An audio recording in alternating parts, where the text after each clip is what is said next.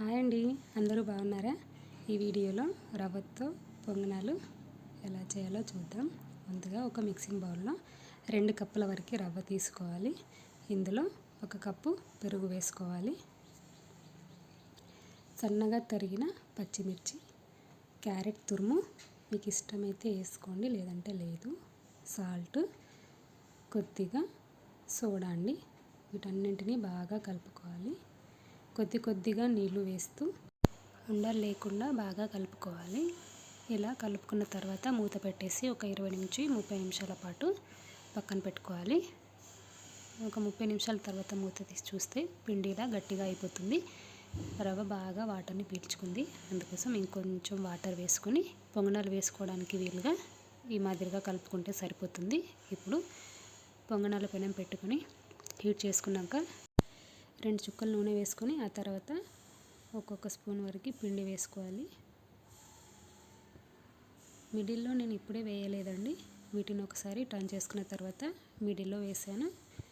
ఎందుకంటే మిడిల్లో మంట బాగా తగులుతుంది కదండి, ముందుగానే వాటిలో వేస్తే మాడిపోతాయని చెప్పి చుట్టూతో ఉన్న వాటిని ఒకసారి తిప్పుకున్న తర్వాత మధ్యలో వేసాను.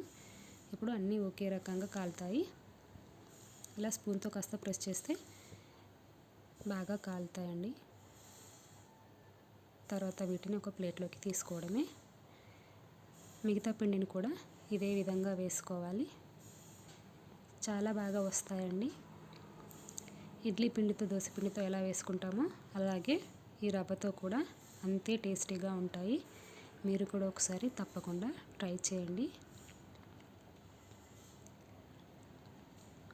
నా వీడియో కనుక మీకు నచ్చినట్టయితే తప్పకుండా లైక్ చేయండి, సబ్స్క్రైబ్ చేసుకోండి. సబ్స్క్రైబ్ చేసి వీడియో చూసినట్టయితే చాలా హెల్ప్ చేసిన వారు అవుతారు.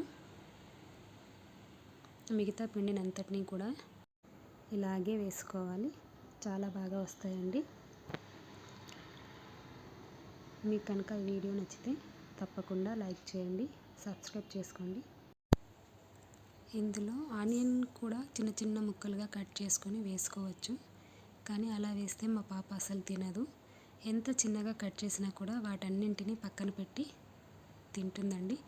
అందుకోసమే తనకి ఇష్టమని ఇలా ఆనియన్స్ ముక్కలు వేయకుండా చేస్తున్నాను. ఇలా 2 వైపులా కాల్చుకుంటే సరిపోతుంది. ఇప్పుడు పల్లీల చట్నీ చేస్తున్నాను వీటి కోసం. అందుకని పల్లీలను వేయించి పొట్టు తీసి మిక్సీ జార్లో వేసుకుని అందులోకి తగినంత సాల్ట్, పచ్చిమిర్చి, జీలకర్ర, కొద్దిగా చింతపండు, ఒక 4 నుంచి 5 వెల్లుల్లి రెబ్బలు వేసి బాగా మెత్తగా గ్రైండ్ చేసుకున్నాను. సరిపడినన్ని నీళ్లు వేసి ఈ విధంగా వచ్చేలాగా మిక్సీ పట్టుకున్నాను. మరీ చిక్కగా కాకుండా మరీ పలచగా కాకుండా ఇలా ఉంటే చట్నీ చాలా బాగుంటుంది. పోపు వేసి కలిపేసుకోవడమే, పల్లి చట్నీ రెడీ అయిపోతుంది. చూసారు కదా, పొంగనాలు విత్ పల్లి చట్నీ. నచ్చితే తప్పకుండా లైక్ చేసి సబ్స్క్రైబ్ చేసుకోండి. Thank you for watching.